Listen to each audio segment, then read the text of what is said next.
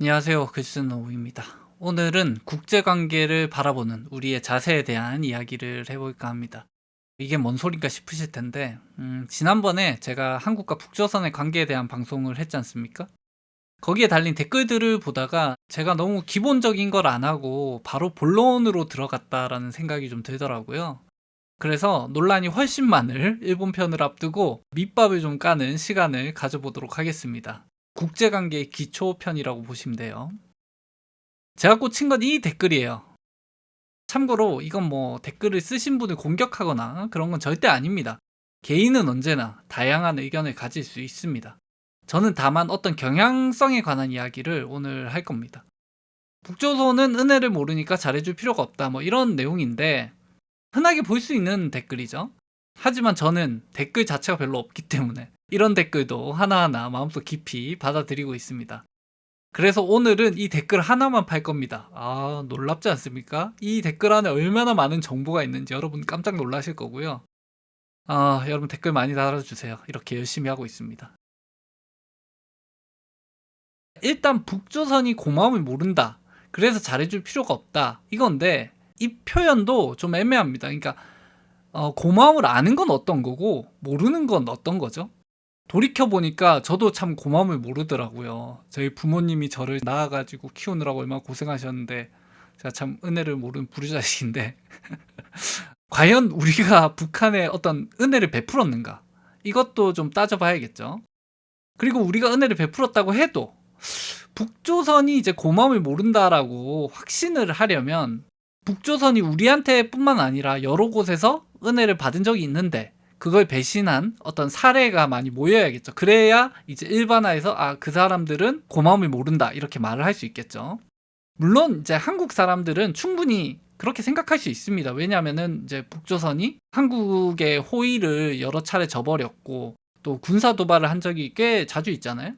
이거는 이제 국가적 차원의 대응이었고 그게 대표성을 띈다고 할 수 있으니까 당연히 뭐 북한은 고마움을 몰라 이렇게 말할 수 있죠. 하지만 이 경우에도 대상을 공산당 아니면 김정은 이런 식으로 명확히 해줄 필요가 있습니다. 그러니까 우리가 뉴스나 국제 정세 이런 걸 이야기하다 보면은 자연스럽게 좀 어떤 단체나 국가를 개인화하는 경향이 있습니다. 여기서도 북조선이 이제 은혜를 모른다고 하는데 북조선이 사람은 아니잖아요. 그러면은 이제 은혜를 모르는 게 뭐 북조선 주민인지 아니면 지도부 뭐 공산당 뭐 김정은 위원장인지 누가 은혜를 모른다고 하는지가 좀 애매하죠. 생각해 보세요. 한국 대통령 중에 뭐 여러분이 싫어하시는 분을 한번 떠올려 보세요. 그분이 누군지 모르겠어. 한번 떠올려 보세요. 그러면 그분이 재임 중에 뭐 이상한 발언도 많이 하고 이상한 정책도 많이 했겠죠. 근데 어쨌든 그 사람이 우리 대통령이니까 뭐 우리의 대표라고 할 수 있잖아요. 하지만 그렇다고 그 사람의 모든 의견에 우리가 동의하는 건 아니잖아요. 근데 그 사람만 보고 한국 자체를 평가해.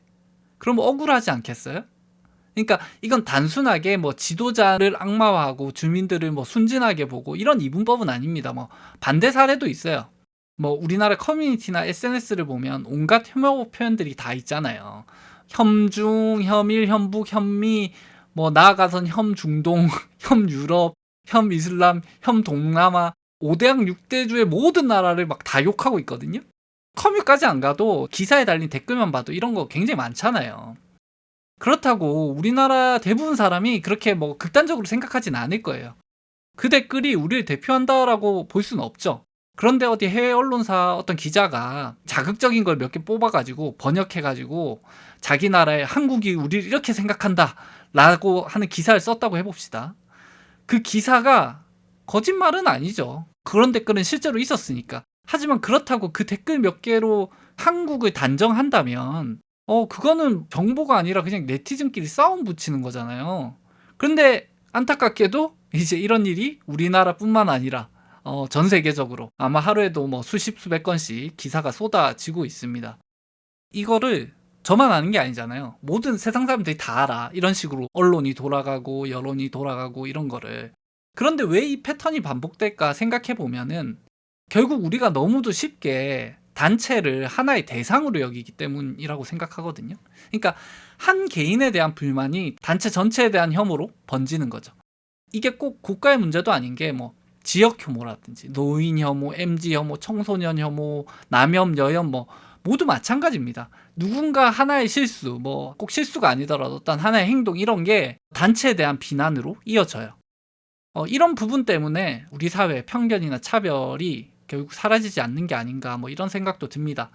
그런데 이런 걸 왜 하겠어요, 사람들이? 먹히니까. 우리의 감정을 건드리거든. 그러니까 언론에도 막 갈등을 부추기는 이런 기사가 나고 또 정치인들도 그런 발언을 하는 거고요. 하지만 이런 혐오 부추기기는 당연히 개인의 판단력을 흐립니다. 국제 정세를 제대로 판단을 못하게 해요. 그래서 이렇게 단순화해서 말하는 정치인들 있잖아요. 그 사람들은 자기 정치를 위해서 대중의 눈을 흐리는 겁니다. 이런 발언들은 철저하게 국내 정치용입니다. 국익에 도움이 안 돼. 이런 말 하는 사람 국익에 도움이 안 됩니다. 그냥 자기 정치적으로 하는 거예요. 저도 글을 쓰는 사람이다 보니까 이제 글 쓰다 보면은 이 집단이나 단체를 이렇게 마치 한 개인처럼 표현할 때가 많이 있거든요. 뭐 한국이 어떻다, 뭐 북조선이, 미국이, 일본이 이런 식으로 글을 써요. 왜냐하면은 이렇게 글을 써야 좀 이해가 쉽고 빠르잖아요. 표현하기도 쉽고. 하지만 그 말을 들을 때, 그 말을 읽을 때는 층위를 구분할 필요가 있어요. 근데 요즘은 아무도 그러고 있지 않은 것 같아서 사실 조금 무서울 때가 있는데 우리 방송 들으시는 분들이라도 몇 분 안 되잖아요? 알아서 걸러듣는 연습을 좀 하시라 이 말씀을 드리고, 자 이제 서론은 끝이고요. 이제 이 댓글로 돌아와 봅시다. 이제 시작이에요, 여러분. 아무튼 이분의 말이 일단 성립하려면 앞에서도 말했지만 우리가 북조선에게 무언가 은혜를 많이 베풀었다라는 거잖아요. 뭐 근데 얼마쯤 도와줘야 은혜를 많이 베풀었는지에 대해서는 사람마다 기준이 좀 다를 것 같습니다. 근데 좀 객관적으로 생각을 해보면 우리가 북조선과 교류를 시작한 지가 꽤 됐는데 북조선 도와주다가 뭐 국내 경제가 어려졌다든지 뭐 복지를 못했다든지 이런 뉴스를 단 한 번도 들어본 적이 없습니다. 그러니까 우리가 북조선을 특별히 도와줬다고 전 생각하지도 않지만 도와줬다 한들 그냥 우리에게는 있으나 마나한 거 좀 지원해 준 거예요. 물론 도와준 경우가 없진 않죠. 하지만 그게 뭔가 우리가 뒤통수를 막 세게 맞았네라고 말할 정도로 우리가 진심으로 도와준 적이 없습니다. 여러분, 우리는 그렇게 이타적이지 않아요. 우리를 너무 높게 평가하지 마세요. 기본적으로 국가는 그런 게 아니에요. 북조선 관계든 뭐 모든 관계든 다 마찬가지입니다. 자, 다음. 자, 이제 댓글을 쓰신 분 말대로 우리는 도와줬는데 북조선 사람들이 고마움을 모른다고 해봅시다. 그런데 고마움을 모른다는 건 뭔가 한 개인의 특성을 말하는 거거든요. 그러니까 개인은 그럴 수 있어요. 개인은 특정 성향이 있을 수 있어. 예를 들어서 뭐 성격이 좋을 수도 있고 나쁠 수도 있고 고마움을 모를 수도 있고 잔혹할 수도 있고 그런 타고난 성향이 누구나 다 있잖아요. 근데 집단이 되면은 사람이 수도 없이 모인 거잖아요. 그리고 국가라는 건 일부러 모인 집단이 아니거든요. 그냥 우연히 거기 살고 있는 사람들의 모임이에요. 그러니까 이 공통적인 특성, 그게 어떤 타고난 특성 같은 거는 잊기가 어려워요. 그러니까 만약에 한 집단이 뭐 은혜를 모른다. 그러면 그거는 타고난 성향이 아니라 상황이 그렇게 만들었다는 거죠. 그러니까 북조선이 은혜를 모른다고 한다면 욕을 하기에 앞서서 북조선이 왜 그럴까에 대해서 한번 생각해 보는 게 좋아요. 그게 더 생산적이잖아요. 아니 우리보다 훨씬 못 사는 저기 이웃 욕하면 살림살이에 도움이 됩니까? 왜 그러지를 한번 생각해 보자는 거지. 이거는 이제 탈북하신 분께 들은 이야기입니다. 90년대나 한 2000년대 초반 정도까지 북조선 분들의 일반적인 정서라고 생각하면 돼요.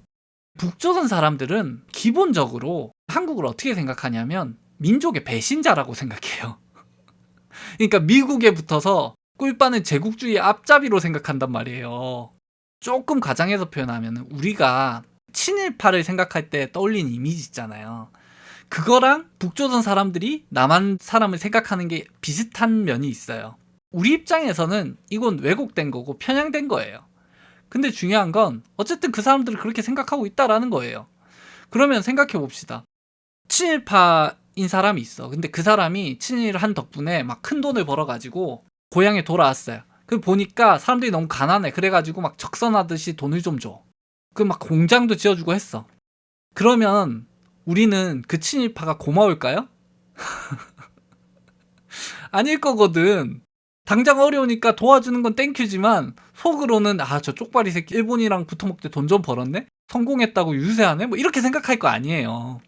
우리 솔직히 그렇게 생각해 왔잖아. 그 사람 앞에 가서 굽신거리고 이런 사람 보면 저 배도 없는 새끼 뭐 이렇게 생각할 거 아니야. 마찬가지라는 거죠. 그러니까 북조선을 우리가 뭐 인도적으로 도와주든 전략적으로 필요해서 도와주든 도와줄 수 있는데 고마움 같은 그런 애매한 감정은 애초에 기대하지 마세요. 우리랑 북조선은 그런 관계가 아닙니다. 그리고 또 그런 이야기 하시는 분이 있어요. 북한 도와주면 뭐하냐. 그걸로 핵이나 만들고 말이야. 오히려 위협이 된다. 이 주장은 뭐 충분히 그렇게 생각할 수 있습니다. 근데 이 북한 핵전력이라는 게 공개된 자료들 보면은 김영삼 대통령 시기 때 이미 완성 단계에 돌입했다고 하거든요. 그래서 미국이 최근 이란 핵시설 폭격했듯이 당시에 미국이 북한을 폭격하려고 했어요. 왜냐하면은 이제 미국이 볼 때 핵이 다 완성돼가, 그러니까 완성되기 전에 이 핵시설 부셔야겠다 이렇게 생각하고 북한의 핵시설을 폭격하려고 했단 말이에요. 이때 거의 폭격 결정이 내려졌는데 김영삼 정부가 적극적으로 반대해서 취소가 됐어요. 근데 김영삼 대통령이 뭐 북한을 위해서 그걸 반대했겠어요? 한국 영토가 좁잖아요. 오밀조밀 모여 있어. 근데 북한이 폭격을 맞아? 그러면 보복을 할 텐데 북한은 당시에 미국까지 미사일을 쏠 수 없거든요. 그러면은 보복을 당연히 남한에 하겠지. 뭐 남한에 미군 기지 하든지 아무튼 서울로 할 거란 말이에요. 그러면 사실상 전쟁이잖아요. 뭐 전쟁이 안 나도 인명피해가 얼마나 많아. 그러니까 김영삼 대통령이 지도자 입장에서 결단을 내린 거란 말이에요. 저는 대통령이 올바른 결단을 한 거라고 생각하는데 누군가는 이거 너무 비굴했다. 그때 어떻게든 북조선의 핵을 뭐 막았어야 한다. 이렇게 생각할 수 있죠. 근데 중요한 거는 아무튼 그렇게 선택을 했고 북한은 이제 핵무기를 완성을 했습니다. 그러니까 제가 하고 싶은 말은 뭐냐면 우리가 80년대나 뭐 한 90년대 초반쯤 살고 있어. 그러면은 북한에 돈 주면 뭐하냐 핵 개발한다. 그 말이 맞는 말일 수 있어요. 그리고 북한을 힘으로 제압해야 된다. 이 말도 맞을 수 있어. 왜냐면 아직 핵이 없으니까. 힘으로 눌러가지고 아예 핵을 못 만들게 해야 한다는 주장이 당시에는 충분히 합리적인 전략일 수 있었어요. 하지만 지금은 아니다. 그런 철진한 소리는 20년 전에 이미 지나갔어요. 그러니까 우리가 어떤 국제정세를 정할 때 좌우 이런 성향도 중요하죠. 중요한데 막상 정책을 결정한 단계에 가면 현실에 맞게 선택을 해야 되잖아요. 택도 없는 소리를 할 수는 없잖아. 그래서 우리 정부가 뭐 조금 뭐 이상한 점은 있지만 전반적으로는 그런 정책 기조에 맞게 해왔거든요. 왜 노태우 정부 전후로 북한을 대하는 방식이 달라졌냐. 그건 시대가 변했기 때문입니다. 김영삼 정부 이후에, 그러니까 북핵이 나온 뒤로는 또 이게 달라지는 거죠. 이미 북한은 핵을 가진 상태고 그러면 얘를 묶어놔야 되잖아. 얘가 뻘짓을 안 하게 해야 될 거 아니야. 그래야 한국 경제가 안정되고 무엇보다 이 생명을 지켜야 되잖아요. 국민 생명이 중요하잖아. 제가 지난해에서 뭐 북조선과의 경제협력이나 뭐 에너지 제공 뭐 이런 이야기를 했는데 그게 북조선한테 고맙다는 이야기 들으려고 하는 거 아니거든요. 그 사람들 불쌍해서 그렇게 하자는 게 아니에요. 북조선이 우리한테 의존하게 하면 그 자체가 우리한테 도움이 된다고요. 그러면은 걔네들 입장에서 우리가 민족의 배신자여도 참고 살겠지. 그리고 그렇게 또 살다 보면 또 젊은 세대는 한국에 대한 인식이 달라질 거 아니에요. 뭐 과거에 전쟁하고 이런 세대가 아니니까 또 그쪽도 생각이 변할 거고 그렇게 시간이 지나다 보면 정말 그냥 이웃 국가처럼 그냥 무역이나 하면서 편하게 살 수도 있잖아요. 그런 걸 기대하는 거죠. 마지막으로 이건 저 댓글이랑 상관은 없는데 북조선이 핵이 있으니까 한국도 핵을 가져야 된다. 뭐 이런 주장을 하시는 분들이 많아요. 최근에 좀 더 많아진 것 같아. 이 문제에 대해서 생각을 해봅시다. 저는 이제 장기적 관점에서 한국도 핵을 가져야 한다라는 주장 자체는 뭐 그 자체로 이상하다거나 혹은 뭐 그 사람이 극우적이라거나 이렇게까지 생각하진 않아요. 물론 저는 뭐 찬성하지 않지만 지금 국제 정서 자체가 강자 일방 통행이 좀 계속되는 분위기잖아요. 그리고 결국 러시아의 우크라이나 침공이 따져보면 우크라이나가 핵을 포기했기 때문이라고 주장하는 분들도 있거든요. 그러니까 핵을 가져야 한다라는 그 어떤 대의 그 자체에 대해서는 뭐 의견을 충분히 가질 수 있다고 생각해요. 근데 중요한 건 그 주장이 아니라 그 주장을 이루는 거잖아요. 그분들이 만약에 진짜로 핵을 가지고 싶다면. 그러면 제가 하나 충고를 해드리고 싶은 게 만약에 여러분 중에 우리나라가 핵을 가져야 한다라고 진지하게 생각하시는 분은 절대 입 밖으로 핵을 가져야 한다라는 주장을 하지 마세요. 이거 진심입니다. 이게 농담이 아닌 게 이 말을 풀어서 설명을 해드릴게요. 우리나라가 핵을 만들려고 마음을 먹으면 한 1년이면 만들 거예요. 더 적게 걸릴 수도 있지만 아무튼 그 정도 기술은 금세 만들 국력이 우리는 돼요. 그런데 문제는 그 핵을 만들려면 미국과 단절을 해야 돼요. 한국은 미국과 핵 협정을 맺고 있어요. 근데 이게 핵무기 협정이 아니라 우라늄 농축이나 재처리에 관한 거거든요. 그러니까 이거는 핵발전소, 그러니까 원자력 발전소에 관한 건데, 그래서 우리가 이 핵 협정 때문에 핵무기는 고사하고 우라늄 농축이나 재처리도 못하고 있습니다. 우리가 원자력 발전소 많이 돌리잖아요. 거기서 사용하는 핵 연료를 그 러시아나 지금 미국에서 주로 사와서 돌리거든요. 핵 없는 모든 국가가 원자력 발전소 돌릴 때 외국에서 연료를 사와서 하냐? 아닙니다. 옆 나라 일본만 해도 핵무기가 없고 우리와 비슷하게 미국과 핵협정을 맺고 있거든요. 하지만 일본의 경우에는 농축과 재처리가 가능해요. 미국이 허가를 해줬습니다. 그러면 우리 입장에서는 억울하잖아. 아니 같은 동맹인데 왜 일본은 되고 우리는 안 돼? 우리가 미국에 퍼준 돈이 얼마야? 미군한테 매년 돈도 주는데 이런 생각 하잖아요. 근데 생각해보세요. 왜 안 되겠어? 왜 한국은 안 해주겠어? 아니 핵무기를 가져야 된다고 이렇게 떠드는 사람이 많은데 미국이 뭘 믿고 허용을 해주겠냐고요. 공식적인 석상에서도 핵무기를 가져야 된다고 말하는 정치인이 있는 나라에 어떻게 그걸 허가를 해주겠냐고요. 일본은 핵무기에 대해서는 공식적으로 항상 철저하게 반대한다고, 가질 생각이 전혀 없다는 의도를 명확히 하고 있습니다. 아니 속내는 몰라요. 속으로는 가지고 싶은데 말 안 하는 건지는 몰라. 근데 어쨌든 겉으로는 그렇게 말한다고요. 심지어 일본은 극우파도 핵 가지자는 소리 잘 안 해요. 요즘은 워낙 세계적으로 극우파들이 이상해져가지고 좀 하지만 일본 정치에서는 그런 말이 잘 안 나온다고요. 반면 한국은 이런 표현이 공공연하죠. 그리고 박정희 대통령 때 실제로 미국 몰래 핵무기를 개발하다가 적발된 적도 있습니다. 미국 입장에서 일본은 핵을 다뤄도 괜찮은 나라야. 기술 발전해도 돼. 근데 한국은 믿을 수 없는 나라라는 겁니다. 그러니까 아무리 우리가 미국에 투자하고 사이가 좋아도 허가받기가 어려운 거죠. 이게 단순히 핵무기 갖고 아니고의 문제가 아니에요. 농축을 못하고 재처리를 못하면 원자력 발전을 비싸게 해야 되거든요. 원자력 하는 이유가 싸서 하는 건데 원자력이 비싸죠. 그리고 이게 국내에서 해야 에너지 독립이 되잖아요. 원래 우리가 핵연료를 가장 많이 가져온 게 러시아였거든요. 근데 러시아랑 우크라이나 전쟁 터지고 러시아랑 무역을 안 하게 되면서 연료를 비싼 돈 주고 지금 사오고 있어요. 이런 게 다 에너지 독립이랑 관련이 있는 거죠. 그러니까 저는 시민한 개인이 핵을 가져야 한다 이런 주장하는 것에는 큰 불만이 없습니다.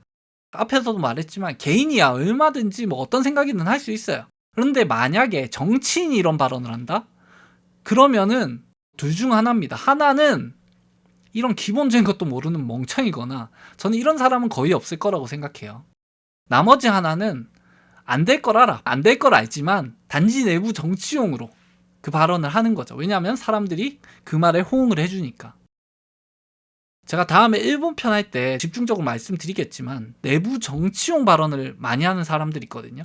누구나 정치인이라면 어쩔 수 없이 내부 정치용 발언을 할 수밖에 없어요. 하지만 그 발언만 유독 많이 하는 정치인들이 있거든요. 그런 사람은 국가에 도움이 안 됩니다. 우리나라의 발목만 잡아요. 그러니까 아이러니한 게 그런 거죠. 그러니까 한국의 핵기술 발전을 가장 가로막고 있는 게 누구냐? 바로 핵을 가져야 한다고 떠드는 사람들입니다. 그 사람들 때문에 우리나라 기술 발전을 못해요. 정부가 곧 미국과 그 핵에너지 협상을 다시 할 거라고 해요. 재처리가 가능하도록 그런 식으로 할 거라고 하는데 이게 우리나라의 꽤 오래된 수건 사업 중에 하나입니다. 앞에서 말했듯이 에너지 독립이나 이런 거 중요하기 때문에. 그래서 저는 이번 정부에서 풀릴 가능성이 있다고 봐요. 가능성이 있어요. 그러니까 최대한 입을 다물어라. 이 말씀을 해주고 싶고, 그리고 그런 말씀 하시는 분도 있는데 미국 허가 없이 우리가 몰래 만들면 되지 않냐? 몰래 만들어도 되지. 그러면 이제 북한처럼 왕따 되는 거고요. 그럴 수는 없겠죠. 우리는 무역으로 먹고 사는 나라니까 핵무기 가지고 모든 걸 다 해줄 수는 없잖아. 그래서 그거는 현실적으로 불가능할 것 같고, 제일 가까운 게 농축하는 거랑 재처리 기술을 가지는 거예요. 그러면 이제 핵을 만든 게 금방이거든요. 아까 뭐 우리나라가 1년이면 핵 만들 수 있다 했는데 농축이랑 재처리 기술이 있으면 사실상 뭐 한 일주일이면 만듭니다. 뭐 일주일이 좀 과했나? 한 달이면 만듭니다. 그러니까 일본 같은 경우는 지금 맘먹으면 진짜 빨리 만들 수 있는 거예요. 그리고 그 우리가 핵무기를 못 만드는 건 이해했어. 그러면은 미군이 핵무기를 한국에 배치하면 되지 않냐? 이 주장 하시는 분 있어요. 이 주장은 뭐 실현은 가능합니다. 뭐 미국의 로비를 좀 잘하고 미국도 필요하다고 생각하면 할 수도 있는데, 근데 지금도 우리가 미군에 엄청난 비용을 매년 내고 있는데, 근데 우리가 요청해서 미국의 핵무기를 우리나라에 배치한다? 그러면 돈을 더 줘야 되지 않을까요? 그러니까 만약에 한국에 핵을 배치하더라도 미국이 중국을 견제하기 위해서 한국에 핵을 배치할 수도 있잖아요. 그러니까 그게 우리 때문이면 안 돼. 우리 때문이면 우리가 대가를 줘야 된단 말이에요. 근데 반대로 미국이 어떤 이유로 해가지고 한국에 배치를 하겠다고 해. 그러면은 우리가 그걸 대가로 뭘 받을 수도 있잖아. 미국이 하겠다고 하면 솔직히 우리 반대는 별로 중요하진 않아요. 그냥 배치하겠지. 그러면 우린 뭔가 대가를 받을 거라고. 근데 우리가 원해서 배치하든 미국이 원해서 배치하든 결국 미국이 결정하는 거잖아요. 그 말은 결국은 미국이 필요하니까 우리나라에 핵을 배치한다는 건데, 어차피 배치할 거면 뭐 좀 더 받는 게 좋지 않아요? 그렇지 않나? 이게 협상의 기본 아닌가? 그러니까 결론은, 여러분이 핵을 갖고 싶으시면 핵을 갖고 싶다는 말을 하지 마세요. 이건 핵뿐만 아니라 협상의 기본 전략입니다. 여러분이 진짜 원하는 건 철저히 감추세요. 여러분이 원하는 걸 들키면 그냥 그 순간부터 약점 잡히는 거예요. 뭐 다 이해하셨죠? 네, 여러분, 저는 그 말이 잘못됐다라고 하는 게 아니라 정말 갖고 싶은 걸 어떻게 얻어야 되냐, 그 말씀을 오늘 드린 거고, 아무튼 쓸데없이 길어졌는데 오늘 대댓글 방송은 여기까지 하겠습니다. 북조선 관계와 더불어서 국제 정세에 대한 좀 기본적인 내용이었나? 뭐 아무튼 그랬는데 많은 도움이 되었으면 좋겠고요. 댓글, 좋아요, 구독 많이 눌러주시고 2주간 휴가 가거든요. 휴가 다녀와서 뵙겠습니다. 감사합니다.